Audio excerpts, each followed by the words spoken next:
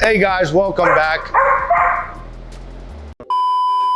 Hey guys, welcome back. It's Quick Tip Tuesday. I'm Gerald. Today we're gonna do just a quick tip on how to measure the temperature of your inks. We get a lot of people at times that say, hey, I might have some curing issues, my inks are sticking and so forth. So I got two shirts printed right here. I'm gonna get them on the conveyor. This first one has a lower ink amount laid down, a lower ink setting. It's about 5 cc's. This one has much more ink, too much ink for this shirt, about 7.5 cc's.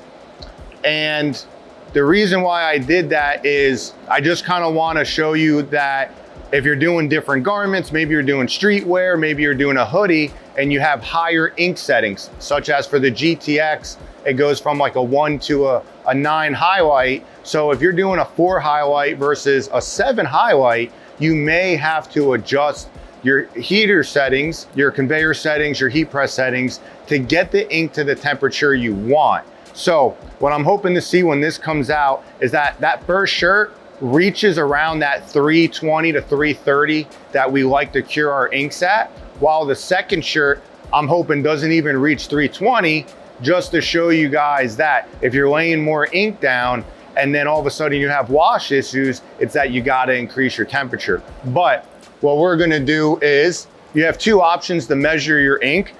You can use a temperature gun. You can get these many places, even at like barbecue places, because they use it for cooking, right? And then this will measure the surface. The other one is using a donut. It's called a donut, and a lot of screen printers use it for conveyor to check their inks. Now, the donut is a little bit more accurate because it's gonna measure the temperature going all the way through. You will see a graph and you'll see where the ink is getting to your desired temperature and how long it's there. For us, we love it to get to that 320, 330 and stay there for about 30 seconds. So let me start walking down just so I can catch this before it comes out. So you're gonna wanna raise, get whatever conveyor you have, raise this up as high as you can, because when the shirt comes, you wanna make sure that you're reading it at least a foot in while it's still at like max temperature. You don't wanna read it out here because it's cooling down already. So this conveyor is a little bit more difficult with this. We did use a donut when we optimized it. And the second thing is you're gonna want to use for this on the white area only, not on the CMYK. The CMYK will heat up much faster than the white. The white takes longer. So you wanna make sure that you're dialed in on the white area of the graphic. So for us, that'll be the text that says Godzilla. So yep, I'm reading 340, 335, 340, and that's mainly because, once again, I had a little bit less ink than what I normally would have on this t-shirt, so it raised up higher. We do have our conveyor on 340, so it is reaching to our exact temperature that we want. So we're still 340 right there.